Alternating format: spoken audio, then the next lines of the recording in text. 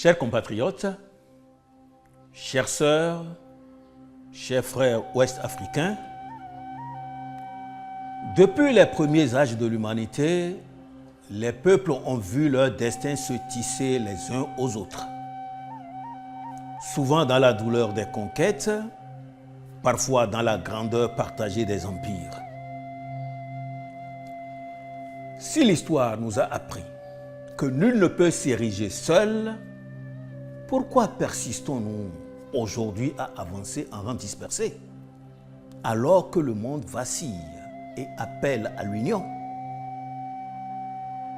Depuis le début de cette année, un souffle nouveau, inquiétant et pressant traverse la planète. Il remet en cause nos habitudes de dépendance à l'étranger, nos réflexes individualistes. Et pourtant,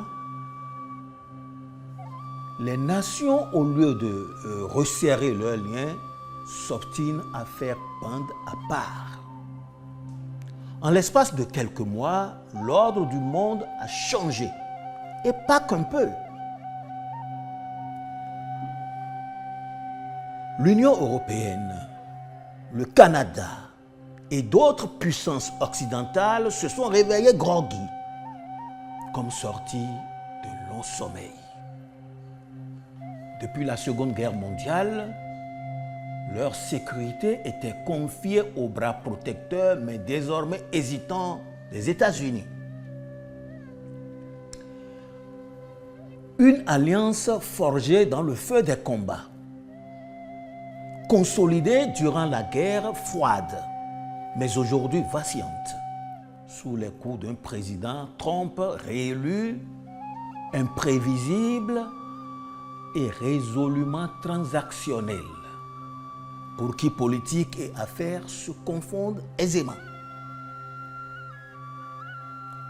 Depuis la chute du mur de Berlin en 1989 et l'effondrement de l'URSS, les repères se sont brouillés.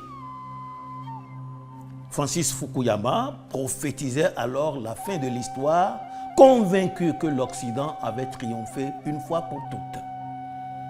Mais l'histoire, capricieuse et indocile, ne s'est pas tue. La Chine est entrée en scène avec fracas. Puissante, stratégique, portée par une diaspora active et un marché intérieur colossal. En elle, l'économie, la technologie et la puissance militaire tissent les fils d'une ascension irrésistible.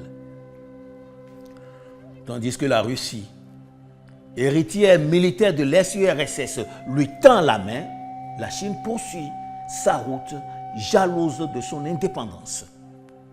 Elle prône la stabilité internationale, précieuse à sa croissance, même si l'ombre de Taïwan plane comme une promesse d'orage. Autour de ces géants, des nations comme l'Inde, le Brésil, l'Afrique du Sud post-apartheid et d'autres États du Sud global forment un nouvel axe, les BRICS+. Un contrepoids à l'Occident, un champ du Sud porté en étendard. L'Europe, de son côté, s'affirme encore comme une force économique, mais son élan s'effrite. Désindustrialisation, vieillissement démographique, dépendance commerciale à la Chine, montée du conservatisme, repli identitaire. Elle tente de défendre ces secteurs stratégiques, de retrouver un souffle souverain. Mais sa structure, ni tout à fait union, ni une véritable fédération, entrave sa voix dans le concert des grandes puissances. L'Occident doute. Il observe inquiet les mutations du monde et la montée en puissance du Sud global. La mondialisation, jadis horizon indépassable, vacille. Le second mandat de Donald Trump redessine brutalement les lignes. Rejet de la globalisation, critique ouverte de la Chine, promesse de réindustrialiser les États-Unis à coup de barrières douanières et d'un nationalisme économique sans phare. Dans cette nouvelle partition, Washington semble prêt à tendre la main à Moscou pour mieux contenir Pékin. Mais ce jeu d'équilibriste au relent machiavélique tiendra-t-il longtemps? Le 12 mai 2025, les États-Unis et la Chine annoncent un moratoire